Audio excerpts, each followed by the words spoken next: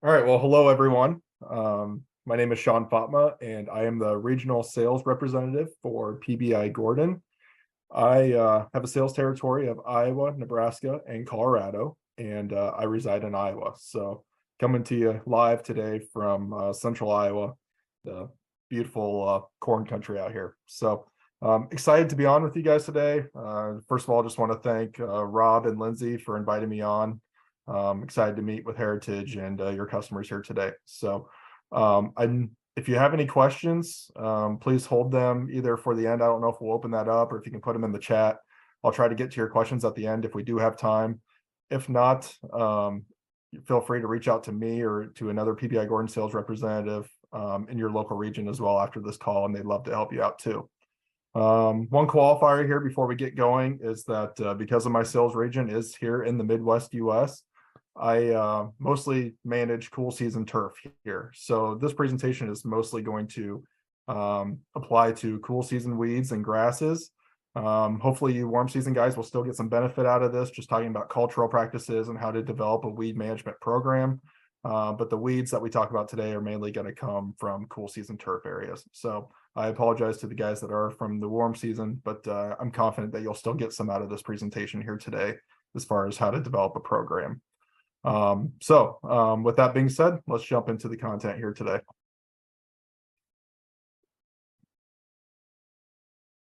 All right, so we're going to talk about 7 fundamentals of weed control. Now, some of this is probably going to be review for many of you, but they're really good things that we need to consider when developing our programs and developing our weed control strategies.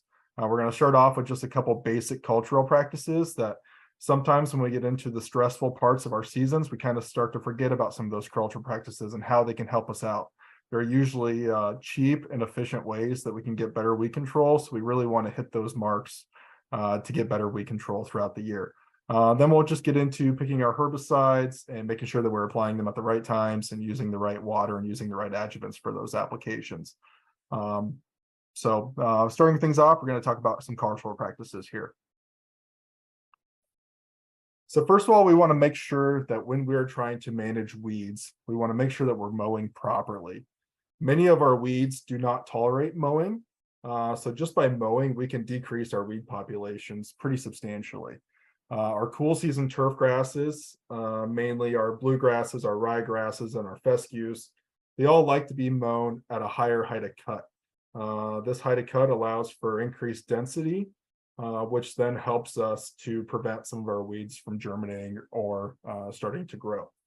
We can shade out a lot of the weed seed that is in the canopy and that is down by the ground layer. And by shading out and not allowing sunlight to germinate that weed seed, we can also eliminate a lot of that weed pressure in our cool season grasses. So mainly these cool season grasses, we'd like to be anywhere from 2.5 to 3.5 inches. I know that that cannot be accomplished in all settings. You know, our golf settings, we need to mow our grasses shorter, probably in the rough for playability, or maybe our sports fields, we want shorter height of cut so the balls roll efficiently. But when possible, we would prefer to have our cool season grasses mown at a higher height of cut. That's going to allow us a lot more competitive edge versus a lot of our weed species. You can see here in this side-by-side image that in the turf that's mown below an inch versus the turf that's mown at 2.5 inches, when they have the same fertility program, the same management program, we have more weeds at that shorter height of cut versus the larger height of cut. So mowing, it can just be a simple strategy here that can eliminate quite a lot of weed pressure just by raising your height of cut up a little bit. The weed here specifically is crabgrass coverage. And crabgrass is definitely one weed that likes a shorter height of cut. A lot more of that sunlight penetration into the canopy allows a lot of this weed pressure and weeds to germinate. This is a really cool graph that I like to show people that kind of shows the emphasis or why this is so important for weed control. But you can see here we have 3 different heights of cut and how they do as far as controlling crabgrass. And you can see at 1.25 inches on the far left of your screen that we don't do a good job at all controlling crabgrass at 1.25 inches. You got 80% crabgrass coverage in that plot alone. But we do have some pre-emerge products and also a post-emerge product there that do a really good job of controlling crabgrass at that lower height of cut. So we are getting some satisfactory control of crabgrass at that lower height of cut. But if you look all the way over to the right side of the graph, you can see in the dark green bar on the far right side of that at 3.5 inches height of cut, we are more efficient at controlling crabgrass untreated with no herbicides at all, just at a larger height of cut versus the 1.25 inches at the low height of cut with herbicides. So it shows you really the importance of mowing higher. Just by mowing higher, we can eliminate a lot of weed pressure and lessen our use and emphasis of our herbicide applications. So I know it's kind of funny coming from a herbicide salesman, but a good management strategy for you, up to 70% of your weed control program can just be accomplished just by increasing your height of cuts. It's going to make you much more efficient, and it's a cheap, simple way that you can get better weed control throughout the season. Quite a few weeds also do not like to be mown. One of those, for instance, is Canada thistle here. You can see that the more we mow Canada thistle, the less Canada thistle we have. So typically in residential settings or in parks or where we're mowing frequently, we don't see a lot of Canada thistle. Thistle is a plant that does not like to be mown many times over throughout a season. Typically, we'll see thistle creeping in from our landscape areas. It has a dense rhizome system below ground, so it will start to creep out into our mown areas, but you will not see it take over a mown area because it does not tolerate mowing. We also see a lot of Canada thistle in our native areas or our no-mow areas. So maybe a couple management strategies for that is just mowing it 2 or 3 times a year to get that thistle population under control. And proper mowing also has many more benefits to our turf grass stands than just weed control. When we mow our grasses higher, we also increase our root depth in the ground. This allows it to eliminate a lot of the stresses from the summer. It allows us to gather more nutrients and more water, just sets the plant up for much more success and health when we get into the stressful parts of our growing season. So mowing correctly has many more benefits outside of just our weed control.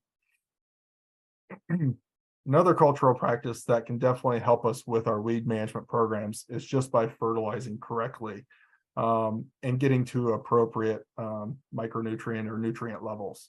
You can see here we have 3 different plots. All these plots are mown at the same mowing height, and this is perennial ryegrass stand. But you can see on the far left, we have 4 pounds per thousand of nitrogen. And then in the middle plot, we have 2 pounds per thousand of nitrogen, and then no nitrogen on the far right. You can see by just fertilizing correctly and at appropriate levels for our cool season grasses, specifically for perennial ryegrass, who really likes that 4 pounds per thousand annual requirement for fertility, we're getting really good weed control just by fertilizing appropriately there and having a pretty good height of cut. At 2 pounds per thousand, we're still getting decent weed control, but we're definitely starting to see some pressure creep on into that plot. So if you're managing a perennial ryegrass stand, raise your height of cut, but also make sure you're getting 2 to 4 pounds of nitrogen there, and you're going to start to eliminate quite a bit of weed pressure. On this plot, we're looking at a turf type tall fescue. And you'll immediately notice that our weed pressure is a little bit less than what we just saw in our perennial ryegrass stands.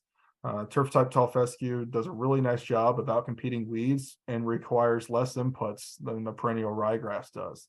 So you can see here our plot at 4 pounds per thousand of nitrogen is pretty much spotless. We're seeing a little bit of crabgrass, a little bit of clover pressure there in our 2 pounds per thousand plot, and then quite a bit more there with no fertility at all. But this just shows you the importance of hitting our marks when it comes to fertility. We can really decrease our weed populations. If you see white clover in your stand, there's a good chance that you probably are not hitting your appropriate fertility levels. White clover is what we call an indicator weed, and we're going to talk a little bit more about those here shortly. But white clover is a legume species, and legume species can fix their own nitrogen in the soil. So they typically only really exist in our low fertility areas. When we're hitting proper fertility marks, we can eliminate weeds like white clover. You'll also see in this a little bit of rust. You can see the red spores on some of these leaf blades. Rust is another is a disease that actually prefers low fertility as well. So typically when you'll see rust, you'll also see a lot of white clover. And just for you, those of you that like to see things on a graph versus some of the other visuals, this also shows you that we can control white clover or other clover species simply just by reaching our fertility levels. 4 pounds per thousand for nitrogen and cool seeds in the turf stands can really go a long ways in eliminating a lot of this white clover. And like I said, white clover is an indicator weed, we have quite a few weeds that kind of indicate if we have other cultural practices where we're maybe struggling on, whether it's dry soils or maybe it's compacted areas, or maybe we're mowing too low, or maybe it's wet. A lot of weeds pop up in these areas. Specifically, like let's say for instance, prostrate knotweed is a weed that likes compacted areas. So maybe you have sidewalks or curb edges or cart paths out on the golf course. We'll typically see a lot of prostrate knotweed in these areas because it prefers compacted soils. Goosegrass is another weed, for instance, that also prefers compacted soils. So maybe something you want to do to eliminate these weeds in those areas is maybe we need to aerify more, or just do other practices that can start to eliminate some of those compacted soil conditions. Another weed like yellow nutsedge, for instance, that we see all over the US prefers wet soils or flooded soils. So if you can start to alleviate or get better drainage in some of those areas, we're probably going to see yet less yellow nutsedge in those areas because it prefers those wet soils versus dry soils. So this chart, if you're interested in learning more about indicator weeds and how you can use the weeds at your properties or at your facilities to change your cultural practices, you can go to a publication called Turfgrass Weed Control for Professionals. It's the one that I prefer. It uses about 15 universities across the Midwest. They put together findings every single year and publish a book with updated research reports and updated data for weed control. You can find that on the Purdue University website. Just type in Turfgrass Weed Control for Professionals and you can find their book. And I'm going to reference it more throughout this presentation here today. Ground ivy, however, while some weeds like white clover do not handle fertility, ground ivy is the opposite. Ground ivy is unaffected by our fertility. So it's important to note that while some weeds are affected by fertility, not all are. So you can see as we increase our nitrogen fertilization here, ground ivy is largely unaffected by fertility. So no matter how healthy or dense our turf is, we can still get some ground ivy creeping into some of those areas. So once we've done everything culturally correct that we can, we've raised our height of cuts and we've hit the proper fertility and we're watering correctly, we're still going to get some weeds that we encounter in some of our areas. So the next step in getting our proper weed control is then to identify those weeds correctly. So I'd like you to look at this image here and start to think to yourself what possibly these three weeds are. You can see they all kind of look similar here at a quick glance. You can see maybe the one on the left has green stems versus the two on the right are kind of reddish or pink stems, but they're all low to the ground. So these have more of a prostrate growth habit. But you can start to see some differences in the leaves. Some leaves are opposite, some leaves are alternating.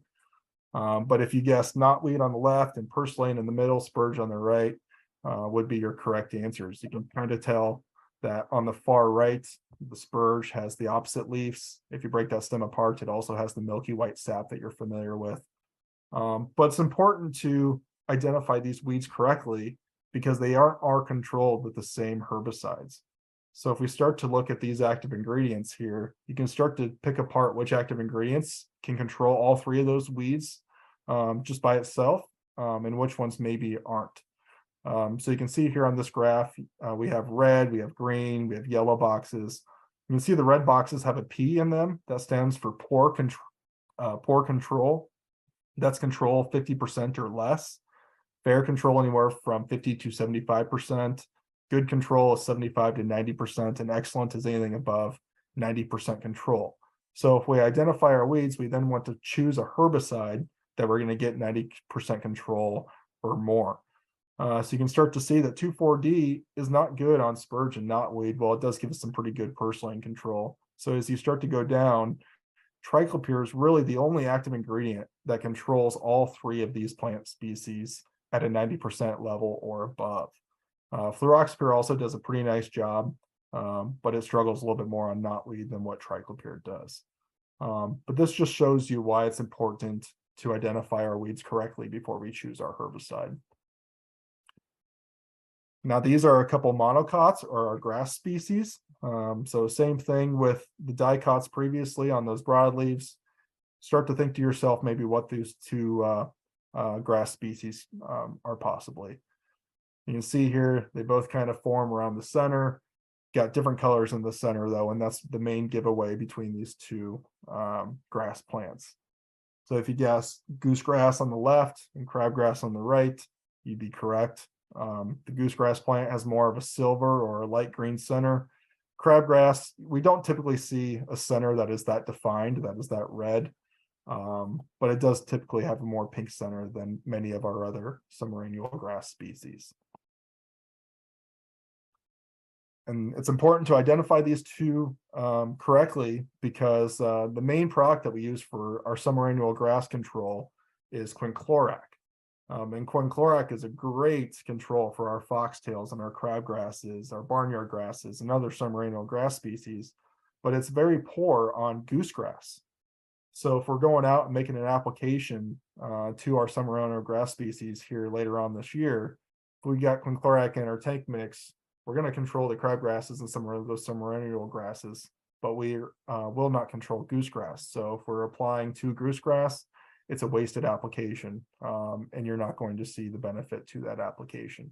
So we maybe want to start looking at some of our other options. Tepramazone is very good on both crabgrass and goosegrass and other summer annual grass species, as well as phenoxyprop too. So start to think about that when you're choosing a herbicide. So identify the weed correctly and then choose a herbicide that is going to do a nice job as far as controlling those weeds. If you'd like to learn more about identifying weeds out in the field, or if you need help on identifying those weeds, this is from that Turfgrass Weed Control for Professionals book. You can see it shows you at the flowering stage. It shows you what the leaves look like. It just gives you a very good idea of different weed species and helps you identify them, but it also lists control options as well for you. So again, if you go to the Purdue University Extension site, you can purchase a PDF of this manual, or you can buy a manual as well for $20. But it's a great resource for you that can help you out with your weed identification.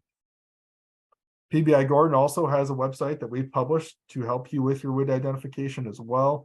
You can search by appearance, you can search by zones, you can type in a few identifying characteristics of the weed that you see yourself, and it'll give you potential weed options too.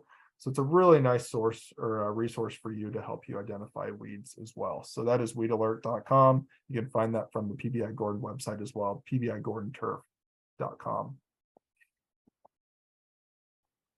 So once we've identified our weeds, we then need to choose the best herbicide, like we just kind of talked about there and why it's so important here on the previous slide about identifying weeds. But we need to select the best active ingredients for these weed control programs. So let's talk a little bit more about our active ingredients. I'm sure you're familiar with the fact that 2,4-D was the first active ingredient that was created to selectively control broadleaf weeds in our grass stands or our stands of turf. Shortly after that, we saw more active ingredients like Mecaprop or MCPP or 2,4-DP or MCPA. A couple decades later, we had dicamba, which was a benzoic acid herbicide. But these really started to give us options for controlling broadleaf weeds in managed turf areas. And then shortly after that, there in the 70s or late 60s and early 70s, PBI Gordon developed the first three-way formulation, premix formulation known as Trimec. You're probably familiar with that formulation also with Heritage. They call it Strength 3. But this was really a novel idea at the time to put three active ingredients together to broaden the spectrum of control. We did that because 2,4-D controls about 40 broadleaf weeds. MCPP controls only about 10. But when you mix those two together, it controls over 80 weeds. That's due to a synergistic effect that you get when you premix those active ingredients together in a homogeneous formulation. When you add dicamba to that spectrum, then you're controlling over 120 broadleaf weeds. So that's really what made these three-way formulations so popular, is the fact that those three ways would control a massive amount of weeds just in a single application. So then if you look at some of the efficacy of these herbicides, you can see why those three active ingredients were chosen to put together in a premix, because 2,4-D on its own is great on dandelions, but will not control our clover species or white clover specifically on this graph. Our MCPA and MCPPs are good on the clover species, or somewhat good on the clover species, but poor on dandelions. Dicamba's excellent on white clover, but doesn't control dandelion.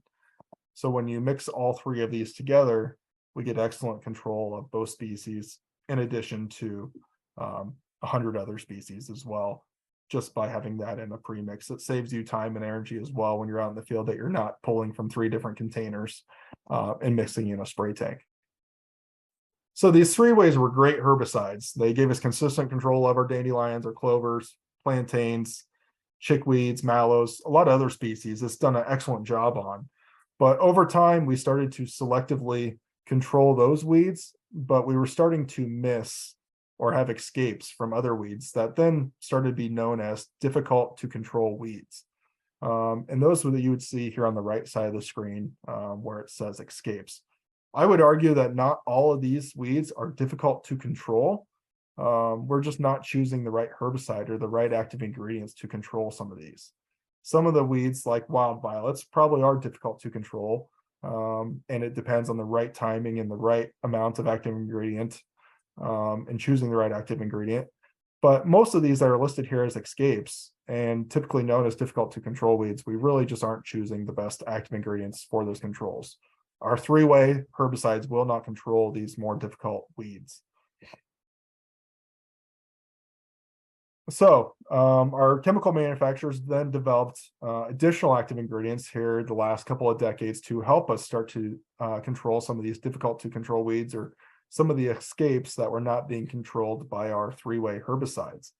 So Corteva developed triclopyr and clopyralid and fluroxapyr. And one thing that you'll notice on these three different active ingredients here is the PYR. That stands for pyridines. That's a chemical class of families. But those are what we've really used, those three active ingredients specifically, to start to broaden our control of some of our premium herbicides today. You also see a couple of group 14 contact herbicides, carfentrazone and sulfentrazone. PBI Gordon adds those to our premium tank mixes to broaden the control, but also to increase the speed of activity to where you'll start to see visual symptoms within hours. That was a really nice addition from FMC there in the mid-90s as well. And then BASF came out with quinclorac, what we know as Drive or Drive Accelerate now, that is used in many formulations for our summer annual weed controls. But these are really the main active ingredients that we've relied upon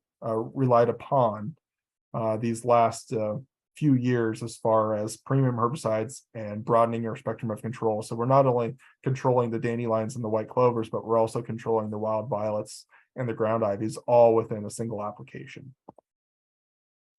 So to kind of show you again why we did this, if you look at our three-way active ingredients, or our active ingredients that are typically in our three-way formulations, we really struggle with ground ivies, wild violets, and I also threw in crabgrass there as well. But you can see then that when you add in some of these newer active ingredients, we're starting to get good control. You'll notice that triclopyr, it does a good job on both ground ivy and wild violet. Fluroxapyr helps us out with ground ivy control specifically. But it's important to note that just because triclopyr and fluroxapyr and clopyralid are all pyridines, that doesn't mean that they control the same weed species. So it's still dependent on the single active ingredients. So make sure you're choosing the right active ingredient for the specific weed that you are trying to control. So we don't just have graphs, we also have this in visual form for you to see, but you can see we're trying to control some ground ivy here, or creeping Charlie in this plot. And with an application of Trimet Classic, we don't have any ground ivy control. That's because, again, it's 2,4-D and MCPP and dicamba in this premix, and neither of those active ingredients help us with ground ivy control. So you can see if you add in on this formulation, if you add in fluroxapyr, you start to control some of those ground ivy weeds just due to the premix of 2,4-D fluroxapyr and dicamba. Or here with this confront application with 2 pyridines with triclopyr and clopyralid, remember that we showed in the graph that clopyralid has no activity on ground ivy control. So in this mix specifically, it's the triclopyr that's doing the bulk of the work here in controlling that ground ivy. And then also with T-zone, T-zone has a 1/4 pound of triclopyr per acre. It does a really nice job of cleaning up some of that ground ivy. So you can see here, it's the triclopyr that's in this formulation specifically that's giving us that ground ivy control, in addition to other spectrum of weeds as well, due to the 4 active ingredients that's in this mix. So if you're going to go out, make sure you identify your weeds correctly and then start to use some of these more recent additions as far as active ingredients go for your premixes and for your tank mixes in the field. You're going to broaden your spectrum of control and control more weeds in a single application. So after we've identified our weeds and we've chosen the herbicide that we want to apply to those weeds, we need to make sure that we apply the herbicide then at the right time. So let's look a little bit here about what the right time is for each of these weeds. And the right timing really revolves around the weed's life cycle. There's 3 different life cycles. You have our annual weeds, our biannual weeds, and our perennial weeds, and we'll talk a little bit more about that here shortly. But as a generalization, it's always good to control weeds when they're at their youngest. When plants are young and immature and they're actively growing or they've just come out of the ground, we can use lower active ingredient loads and we can maybe control some of these difficult weeds even with some of these basic 3-way formulations, just because we're treating them when they're young. Once the plants start to get more mature, it takes more active ingredient, it's going to take more inputs, and it's going to be harder to control them, especially after a plant has flowered. It gets very difficult to control weeds after a plant is flowered. So let's begin looking here at some summer annuals.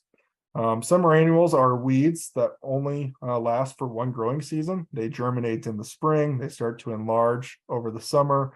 They're predominant in the summer, that's why we call them summer annuals. And then they die back once we have frost in the fall. Now, these summer annuals are weeds that germinate at 55-degree soil temps. So just a few examples here. And it's important to note that we can have summer annual broadleafs, and we can also have summer annual grassy weeds. So just a few examples: Lespedezia, yellow wood sorrel, or oxalis, or our foxtail, or our grassy, summer annual grassy species are all summer annual weeds. So if we start to look at some of our management strategies for summer annual control, you can see here that the bottom represents kind of our growth habit for our cool season grasses throughout the season. We start to warm up in March and in April, and our grass starts to come alive. And we set back to dormancy in the summer months as it gets hot. Our cool season grasses don't prefer the hot, warm temps, the warmer soil temps. We start to get the canopy start to die back a little bit, get an additional flush of growth in the fall, and then obviously go to dormancy at the winter months. So these summer annual weeds take advantage of that growth habit, and they start to germinate later in the spring or in the spring. And when our cool season grasses start to go to dormancy due to high temperatures, these summer annual weeds can thrive and outcompete our grass species.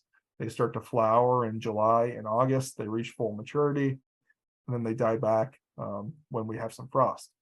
So our typical program kind of looks like above. We usually just do a pre-emerge application in the spring, maybe a post-emerge broadleaf application in May, another one in late summer, and another fall application is a pretty typical weed control program. But you can start to see that pre-emerge application only really lasts 90 to 120 days, depending on a variety of factors like soil temperatures and soil moisture. But that pre-emerge activity is going to start to run out once some of these summer annual weeds, specifically our summer annual broadleaf weeds, really start to take off and mature. So maybe something you want to think about as far as controlling some of these summer annual weeds better, maybe you want to do a split application of your pre-emerge That's going to provide you a little bit better control of some of these summer annual weeds. And even some people in my market, they go with a late fall or early winter application of pre-emerge, and then they also follow it up with a spring application as well. But just by having that split application, you're going to control some of these summer annual weeds a little bit better. You could also go out a little bit earlier in the spring with an ester formulation. We're going to talk about those here in a little bit, as far as those can help you maybe catch those summer annual weeds when they're germinating and get better control then at that timing. Our winter annual species, just like summer, their weeds are predominant in the summer. Our winter annual weeds are weeds that are predominant in the winter or early spring. So these are weeds that typically germinate in the fall. They survive through the winter and usually start to outgrow our turf species or our cool season grasses in the spring, and are fully flowered and set their seed prior to typically any post-emerge applications in the spring. So just a few examples of this. Henbit is really bad this year throughout the Midwest. You probably, if you are in this market, or more throughout the East Coast in these cool season areas, we've seen a lot of henbit. You can see the purple flowers pretty predominantly as you drive up and down the highways here. Chickweed is also a pretty popular one. Chickweed was bad last year, but these are all winter annual species. So again, just looking how these start to impact our turf areas. These weeds typically germinate there, like I said, in the fall, and then outcompete our grasses as far as maturity goes in the spring. So if we look at our typical program again, the pre-emerge has no impact on these species. Again, pre-emerges are typically only good on our summer annual grasses, so it's not going to help us on these broadleaf weeds. And by the time we get around with a post application in May, we're treating a fully mature plant, usually with a flower at that timing, and we're going to have a really hard time controlling that plant at that growth stage. Our post-emerge applications typically in the fall come too early and come before the germination of these weeds. So our typical program doesn't really line up as far as trying to control some of these winter annual weeds. So we probably want to consider doing a different management program for these winter annuals. So maybe that involves doing a pre-emerge for winter annual species. Isoxaben is a really good broadleaf pre-emerge application. So if this winter annuals are something you struggle with, you might want to consider doing an isoxaben application there in the fall to get some pre in the ground for broadleaf weeds specifically. Or you maybe want to do a later post application. Make an application in November and control some of those germinated winter annual species then at that time. I'll show you here in a while that those applications are actually very efficacious and we get good control that late into the season. Or maybe you want to push that spring application forward a little bit to control some of those weeds at that time too, prior to them producing a flower in the spring. Biennials are weeds that last for 2 years. We typically do not have very many biennials in our turfgrass settings. A couple examples of this are musk thistles or bull thistles, wild carrots as well. I've seen a lot of wild carrot already here this year. It's already set its flower. But these weeds are weeds that we want to control in their first year. So these weeds set basal rosettes in year 1, and they typically then use their taproot to store some of their energy and nutrients for the winter before producing their flowers in year 2. So if you can get a spray application or a post-emerge application on these weeds in their first year of existence, you're going to set yourself up for much better control at that timing. And finally, our perennial species, which we're all pretty familiar with. These are plants that can last from year to year or more than 2 years. We have warm season perennials, we have cool season perennial grass or perennial species, and these can be broadleaves and grassy weeds. Just a few examples could be simple as a dandelion, which grows from its taproot. Wild violets have extensive rhizome systems that allow them to survive year after year. Yellow nutsedge has tubers in the ground or nutlets that you might refer to them as, that also allow them to survive throughout the winter seasons. And then bentgrass as well, or any of our grass species are perennial species and last from year to year. So the important thing to note about perennial species control is that it really depends on the weed species for application timing. There's no one simple answer for any of these weeds, but If you can control them near emergence or when they're young and actively growing, you're going to have much better success. But as a generalization, if you're trying to control perennial broadleaf weeds, fall is typically the best time to do so. In the fall, these broadleaf weeds are trying to store nutrients to allow them to survive the winter months, and they're taking these nutrients in and they're bringing them down to their roots, or their rhizomes or their stolons, or any of their survival structures. So when they are taking those nutrients down, they are also taking active ingredients or our herbicides with them. So if we can translocate active ingredient and herbicide and our systemic products into those survival structures, we're then going to fully control those plants. So as a broad generalization, fall broadleaf weed control is the best timing for broadleaf weeds. So if those are weeds that you're struggling with, maybe you sprayed dandelions here this spring and next month you're probably going to see them pop back. Well, that's because the active ingredient is not translocating throughout that dandelion to the taproot. You might see the top growth removed, but it's going to regenerate from its taproot here later on this season. So if dandelion is something you're struggling with, apply an application, herbicide application in the fall, and you'll be amazed when you come back next spring.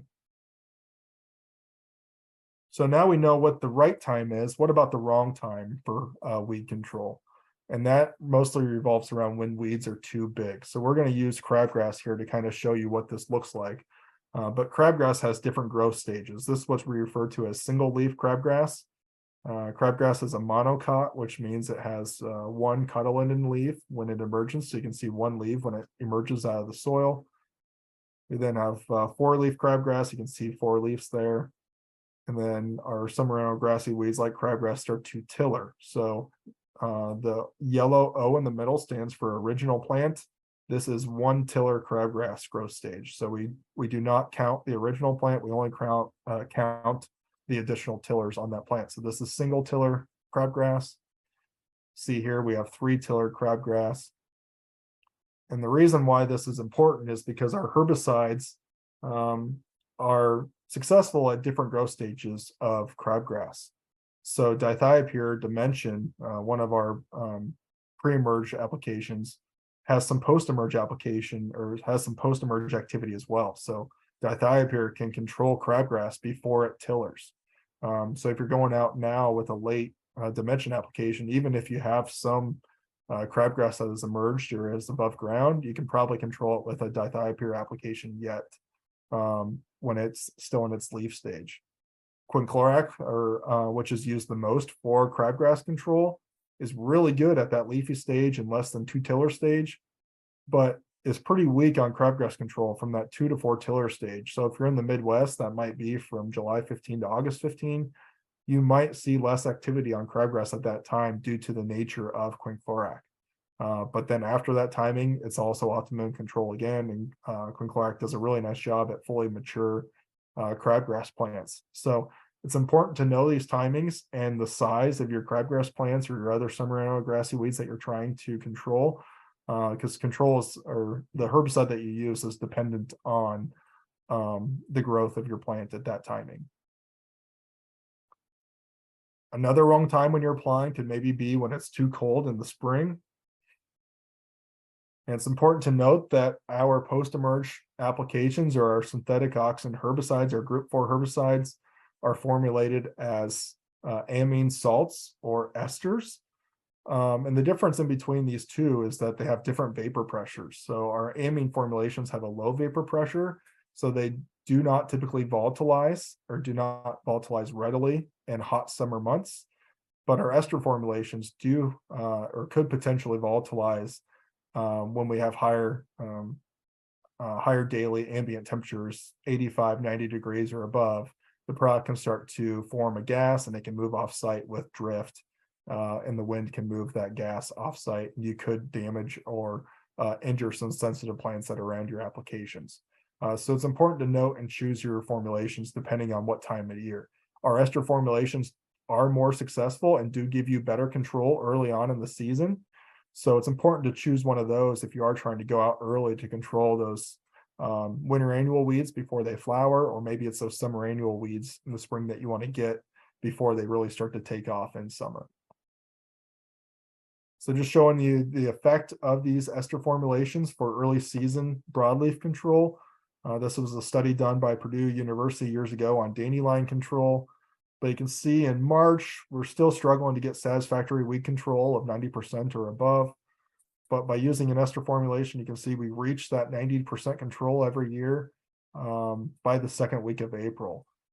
So that's a pretty early application for a herbicide, but you're already getting 90% control of dandelion or other broadleaf weeds by using an ester formulation early on in the season.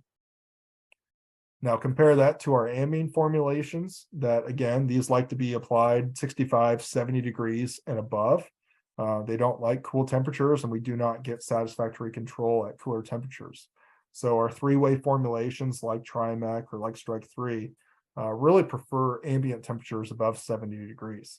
So you can see here, if we're making these applications at lower temperatures, like the first week of March, second, third, even into the second week of April, where we had success with ester formulations, we typically do not get satisfactory control with amine formulations until the second week of May. And this is over a 3-year study.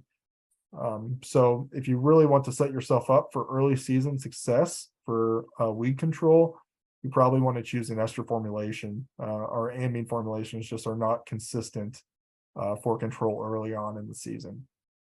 So how do you know if a formulation is an ester or an amine? Well, you just have to look at the label, which is everyone's favorite thing to do, I know. But the label does tell you a lot and can immediately show you if you're dealing or if the product you've purchased is an ester or an amine. See here in the active ingredient statement, you can see dimethylamine salt of 2,4-D. You see the amine is listed right in that active ingredient statement. So this is an amine salt of 2,4-D. Versus T-Zone SE, product with triclopyr here. You look at its active ingredient statement, you can see 2,4-D ester. It also has triclopyr ester in it as well.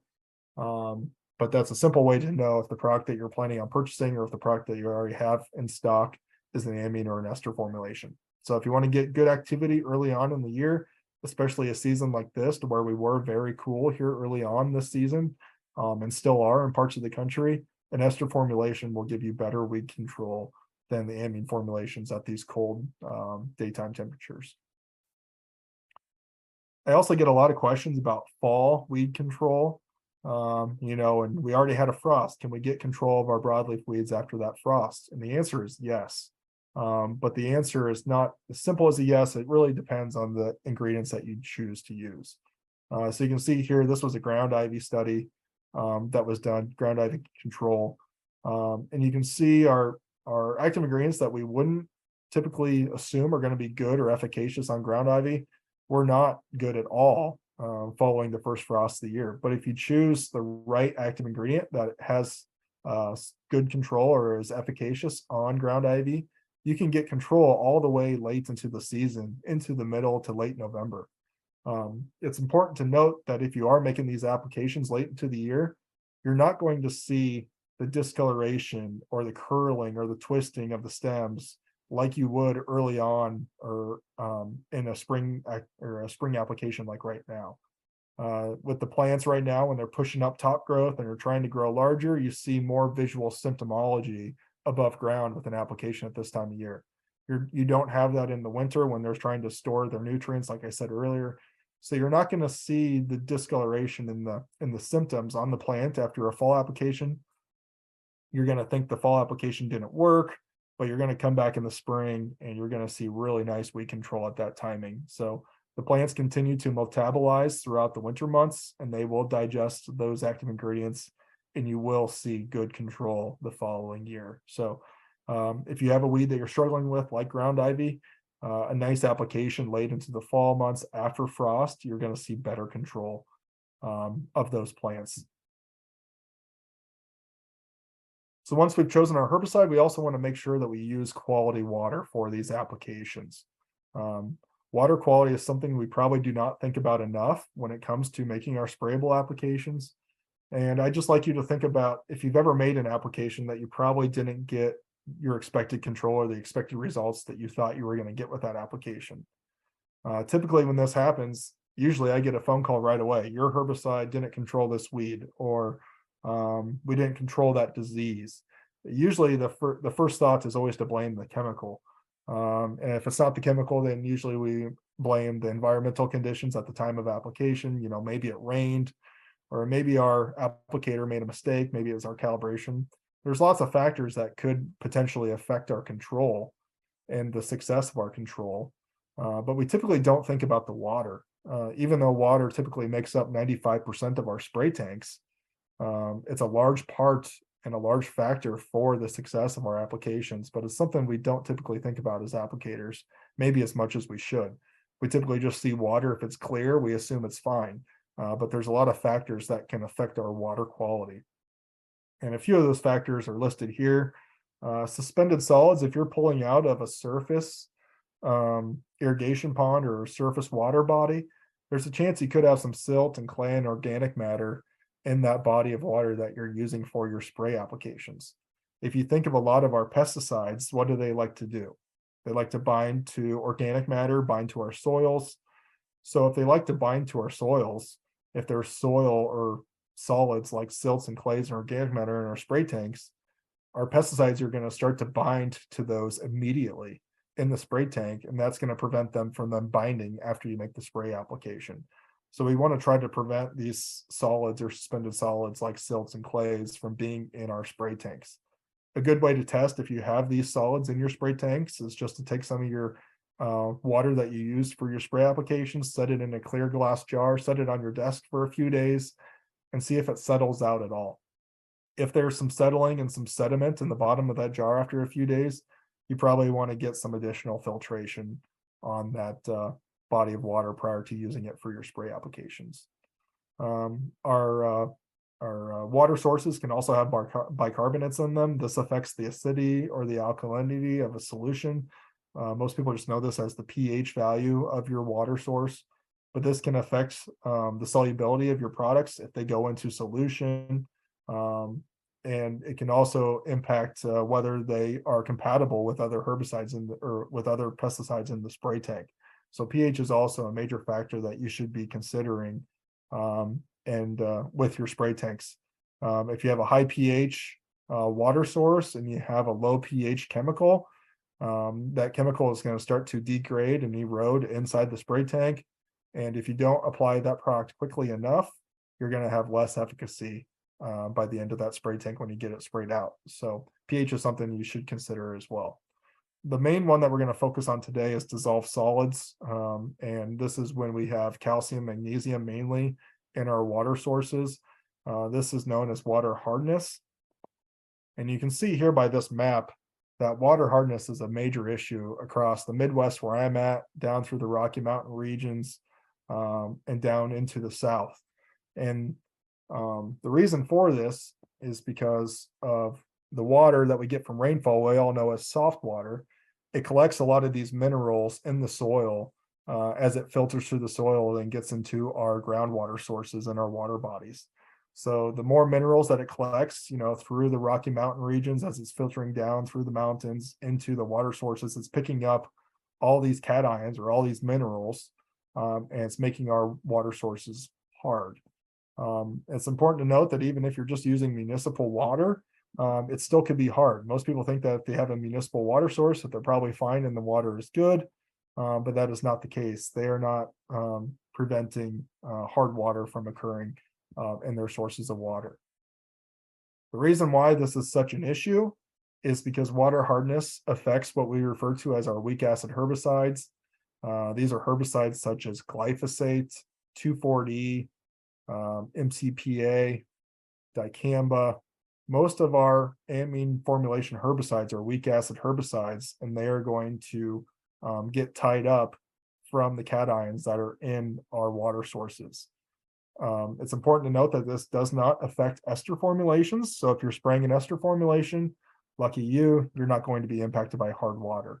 But if you are spraying out an amine formulation like a 3-way, there's a chance you could be impacted by these hard water sources. And it's important to note that this happens immediately. So it's not like pH to where you can go spray right away and you can prevent that product from eroding in the spray tank just by spraying quickly. If you have hard water and you add a product to your hard water source, it's going to impact that chemical or that pesticide immediately. One other thing, I know there's probably some golf guys on this call here today. I do want to point out, I know that this product gets used, or this growth regulator gets used quite a bit in my market, but it's not just herbicides that are impacted. This one specific growth regulator is also impacted by hard water. So if you're using a new, whether this formulation or the new formulation, this is something that the label does draw your attention to, and can impact your regulation or your regulation period with this growth regulator. Hard water does not impact insecticides or fungicides, at least that we've been able to discover to this date.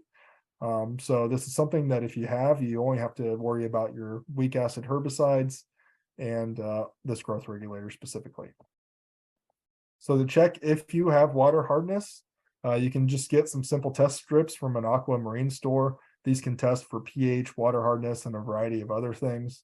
But these are cheap options. You can also buy little test meters that can test for pH, water hardness, and other variables as well. That gives you a nice little quick digital readout.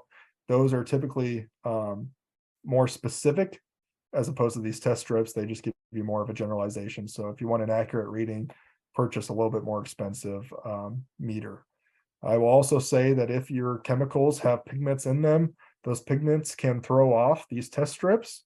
So if you're using like a fungicide, for instance, that has a pigment in it, it will impact your test strips. So that if you're using pigmented products, you'll probably want to get a meter as opposed to the test strips.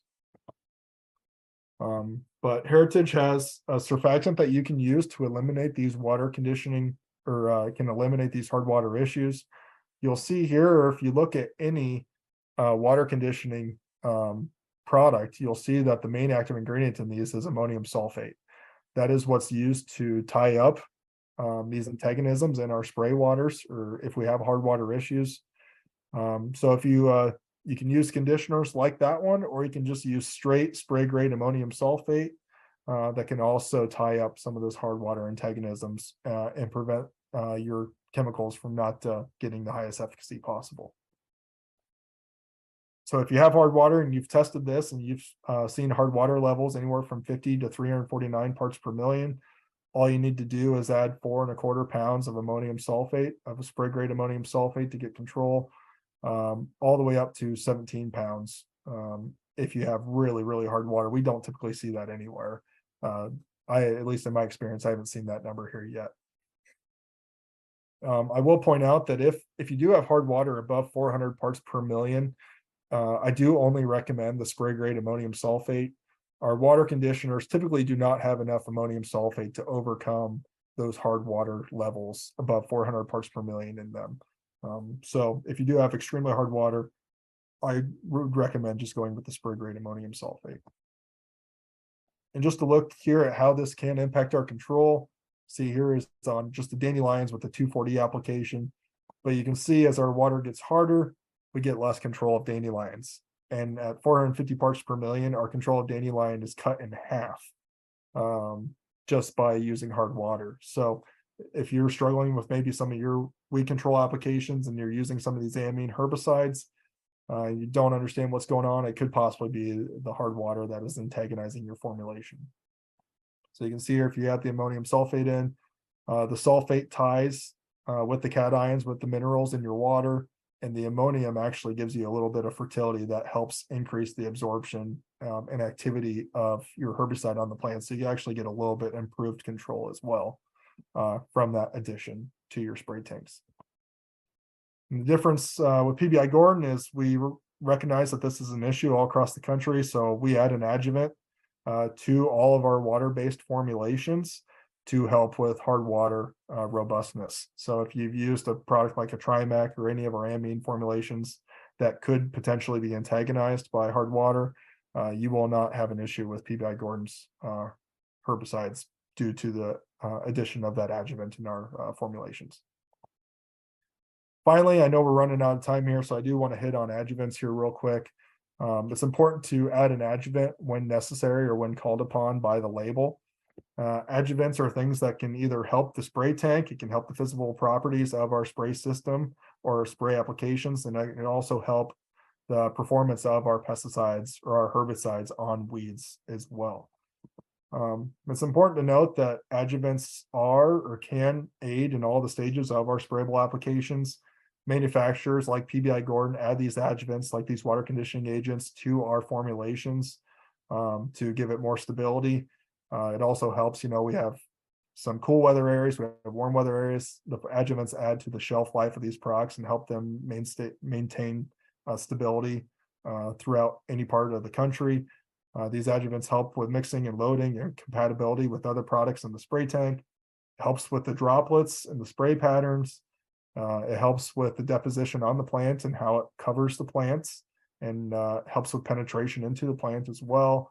And it also helps with how long that product or the applications can stick around on those plants for full uptake and absorption. So it's important to note that adjuvants can help you in any part or any stage of these spray applications. And adjuvants are really grouped into two different categories. We have utility adjuvants and activator adjuvants. Utility adjuvants are really the things that are going to add to the functionality of the product. So that might be your water conditioners, your pH adjusters, can help with the deposition or of the droplets on the plant surfaces.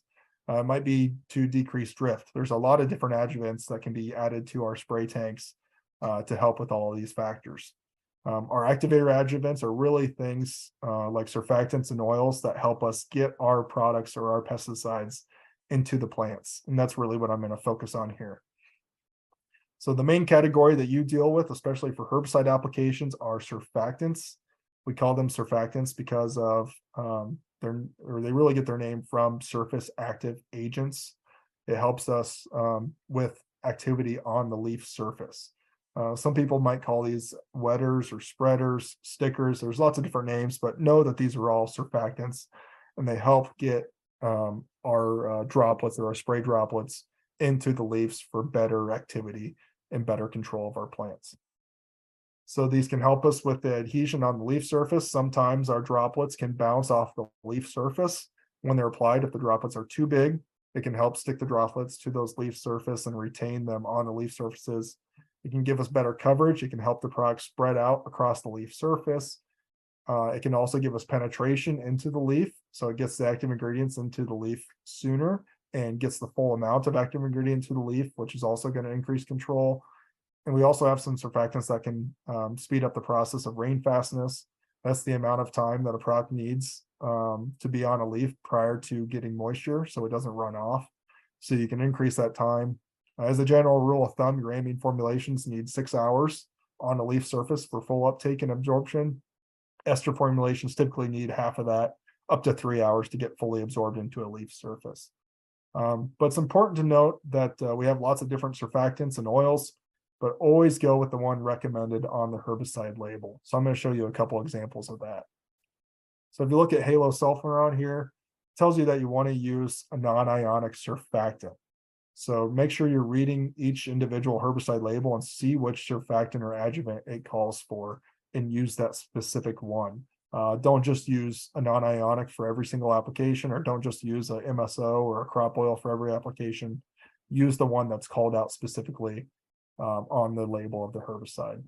So you can see here with tepramazone, calls for either crop oil or a methylated seed oil. Crop oils are petroleum that can be applied to crops. So that's how it gets its name, crop oil. Methylated seed oils or modified seed oils, depending which school you went to, are oils specifically from seeds. And those can also help us in some stressful conditions, specifically on some of our summer annual grass species, can help with those applications. And I see we got a couple questions here. I'll get to those here in 1 second.